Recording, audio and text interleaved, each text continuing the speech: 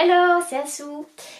Vous l'avez sûrement remarqué, le décor a changé, c'est parce que je suis de retour en France. Mais ne vous inquiétez pas, c'est pas parce que je suis de retour que je ne vais plus faire de vidéos, pardon, j'ai du mal à parler. Au contraire, j'ai mis encore énormément en réserve, donc il y en a plein qui vont suivre après celle-là. Donc, voici la troisième partie de mon road trip, celle où je vais donc au Japon, à Osaka et Nara, là, pour cette troisième partie. Il faut savoir que donc je venais de Busan et que j'allais à Fukuoka. Donc j'ai pris un ferry et ça prend en ferry, c'est à peu près 3 heures.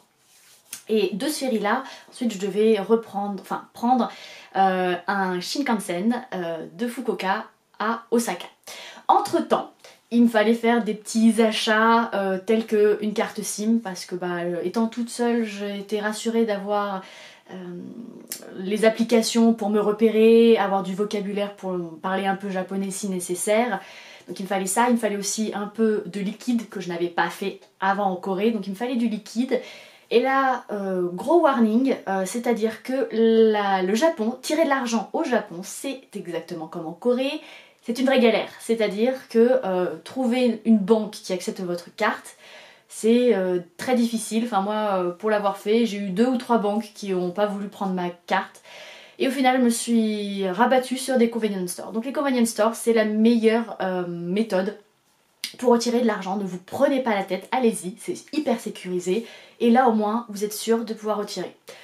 Donc voilà, ne perdez pas du temps.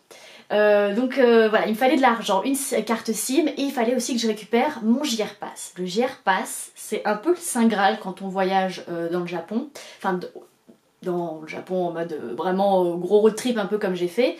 Parce que ça vous permet, donc c'est des billets qui vous permettent de voyager en illimité pendant 7 ou 14 jours.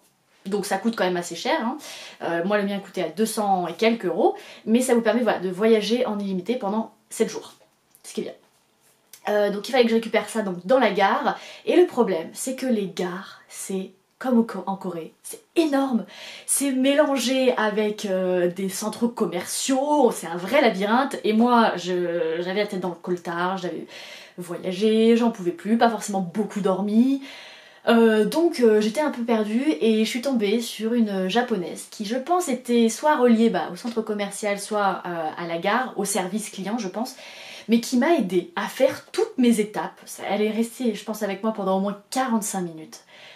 Et elle m'a aidée mais du mieux qu'elle pouvait, elle traduisait tout ce dont j'avais besoin. Adorable, et c'était la meilleure chose qui puisse m'arriver pour arriver en fait au Japon quoi. C'était la meilleure introduction possible. Ça me montrait que ben oui, les Japonais ils sont dans le service, ils veulent donner, ils veulent aider, ils sont pour les autres, et moi j'étais oh là là mais c'est parfait quoi, c'est le Japon, moi j'aime ce pays. Et donc voilà, c'était une très très bonne introduction, même si voilà, petit moment de stress pour faire tout ça, mais génial.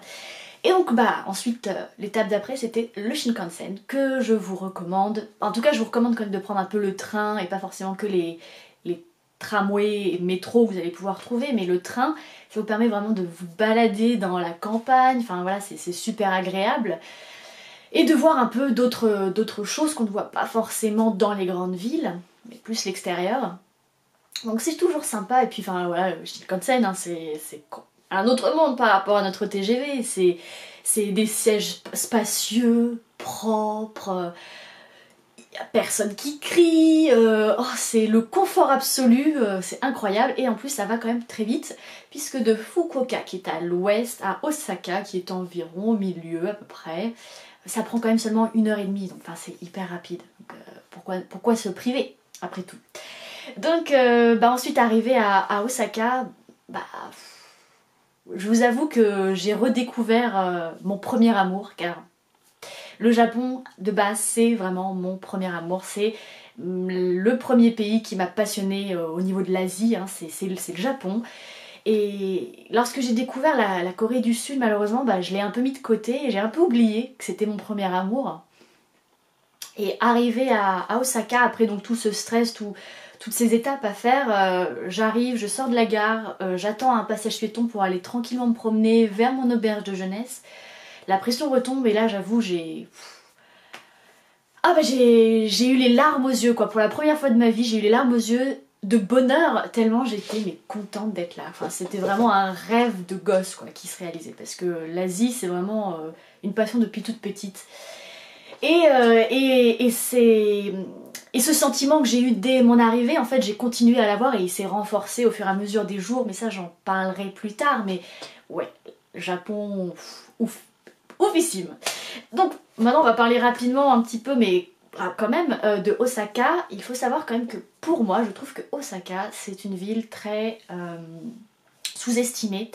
On n'en parle pas beaucoup, alors on va pas trop la visiter. Il faut enfin, vous voyez, j'ai acheté ce livre-là, qui est très bien.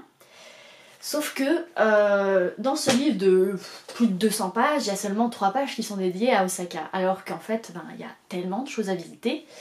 Donc moi je vais vite fait vous parler de mes petits coups de cœur quand même, parce que c'est une ville qui mérite. Osaka c'est quand même un de mes coups de cœur de mon périple au Japon. Hein. C'est une ville qui se mélange une sorte de folie rétro kitsch. Quelque chose comme ça, et moi j'adore, j'adore parce que ça reflète tellement le Japon, et enfin tellement une facette du Japon, et c'est incroyable. Et donc Osaka, il faut par exemple visiter Shinsekai, un quartier assez incroyable avec une ambiance, de la nourriture à foison, des lumières partout, les magasins sont décorés, c'est incroyable, donc ça c'est un truc à faire. Et après au niveau des temples, moi mes gros coups de cœur, je vais pas non plus tout dire, mais on va dire je vais parler de 2 coups de cœur. Il y a le temple, attendez, je regarde parce que j'ai mon anti-sèche sinon j'oublie. Le temple de Tenmangu, donc ça c'est plutôt un sanctuaire d'ailleurs. Celui-ci je le choisis parce que c'est un coup de cœur dans le sens où il y avait que des locaux qui y allaient et il n'y avait pas beaucoup de monde. C'est pas connu des touristes, j'ai l'impression. Donc assez vide, et j'avais l'impression d'être... Dans ces moments-là, on se sent assez privilégié en fait. C'est-à-dire qu'on découvre vraiment, on a le temps d'apprécier, il n'y a pas du tout d'autres personnes à côté de soi en train de prendre des photos ou de nous gâcher ce moment en fait. Et donc ça a renforcé mon gros coup de cœur pour ce sanctuaire. Deuxième sanctuaire, celui-ci plus touristique, mais vraiment à faire quoi, vraiment à faire. C'est le sanctuaire de Sumiyoshi Taisha, qui déjà juste la manière dont il faut y aller, il faut prendre un petit tramway. J'ai eu l'impression d'être Chihiro, à un moment donné elle voyage dans un train, et c'était exactement ça, c'est une sorte de petit tramway là qui se balade en ville, que pris par des locaux, quasiment vide. Il y avait une ambiance qui s'en dégageait assez incroyable quoi, c'était assez magique. Et ce tramway vous dépose vraiment juste en face en plus du sanctuaire, donc vraiment, faut pas hésiter, ça coûte 1 euro, ça va, donc pourquoi se priver. Et donc ce sanctuaire, il est magnifique, j'ai vu une mariée en plus, parce qu'il faut savoir que dans les sanctuaires, vous allez régulièrement assister à des mariages, ou alors c'était peut-être la période où j'y suis allée en juin, mais en tout cas j'ai assisté souvent à des mariages, à des processions, je crois que ça s'appelle, mais 3 fois durant mon périple quand même au Japon, j'ai vu des mariages. Donc ouais, les sanctuaires c'est un peu le lieu où vous pouvez voir des mariages traditionnels en plus, donc ça vaut le coup. Et donc dans ce temple là, pareil, super beau, très très beau, et en plus tombé sur un petit papy qui n'était pas relié au sanctuaire, je crois qu'il venait juste visiter, faire ses prières, mais qui s'est donné le devoir, je sais pas, de partager son savoir à une étrangère comme moi, et qui est venue me voir plein d'amour et de générosité pour me parler un peu du temple, de sa culture, de ce que ça représentait, ce qu'on venait y faire. Enfin voilà, il a passé 5-10 minutes, pas énormément, mais il a pris de son temps pour m'expliquer tout ça, et dans un anglais très approximatif, mais tellement gentil et tellement mignon et drôle que ça fait partie du coup de ces très bons souvenirs qu'on garde. Et c'est tout pour Osaka, je vais pas non plus blablater 100 ans, je blablate déjà pas mal. Je vais vous parler vite fait donc de Nara, Nara qui est à 30 minutes en train d'Osaka, donc pareil, hein, il faut absolument le faire. Donc Nara c'est bien sûr très connu pour son parc avec ses cerfs, donc très très grand, et là en fait dans la gare vous avez des plans. Et dans ce parc, vous avez plein de choses à visiter, des temples bouddhistes, des sanctuaires. Et moi, je vais vous parler de mon coup de cœur, c'est le sanctuaire Kasuga Taisha, donc le sanctuaire aux lanternes. Donc vous avez beaucoup de lanternes. Là aussi, j'ai eu la chance d'assister à un mariage traditionnel, donc toujours très beau à voir. Et donc bah, voilà, c'est très très sympa à visiter, il est très très beau. Je sais plus s'il est payant, mais voilà, pour le coup ça vaut vraiment le coup celui-ci. Et qu'est-ce que je peux vous dire d'autre sur Nara? Bah si, je peux vous parler des cerfs qui sont très mignons, mais très gourmands. Et le problème, c'est qu'ils peuvent vous attaquer. Moi j'ai été attaquée par un cerf. Je me posais durant ma pause midi dans un petit espace là où il y avait pas mal de petits bancs, donc on était un peu tous regroupés là. Je me pose, je souffle, je pose ma carte, je vais pour sortir mon repas et là, il y a un cerf qui arrive et qui commence à bouffer ma carte. Parce qu'en fait, les cerfs, ils mangent le papier. C'est répété un peu partout dans le parc. Ne vous baladez pas avec vos cartes en main. Ou faites attention parce qu'on peut les cerfs peuvent vous les manger. Et c'est ce qui m'est arrivé. Il a commencé à arracher ma carte. Je me suis battue avec lui. Ensuite, il a essayé d'attaquer mon manteau parce qu'il y avait des papiers du coup que j'avais rangés dedans précipitamment. Et le plus drôle dans tout ça, c'est qu'il y avait une mamie japonaise juste à côté, mais qui se bidonnait de rire face à ma déchéance contre le cerf, quoi, parce que j'étais en train de perdre mon combat. Et donc ça la faisait mais tellement rire, et moi j'étais en mode panique de bah lâche mon papier s'il te plaît. Et donc j'ai fini par fuir, voilà, j'avoue, je suis pas très fière, mais j'ai fui. Mais voilà, les cerfs à Nara sont adorables, ils sont pas méchants, mais ils vont bouffer vos affaires, donc faites hyper attention. Et bah je crois que j'ai suffisamment parlé, je vous laisse profiter de la petite vidéo et on se retrouve pour le 4e épisode. Bye!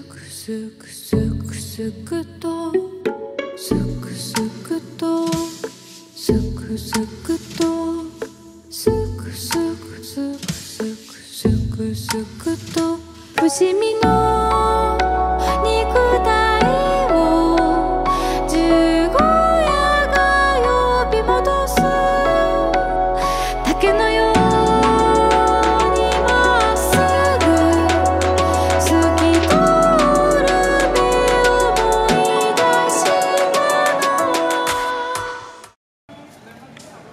ここここ。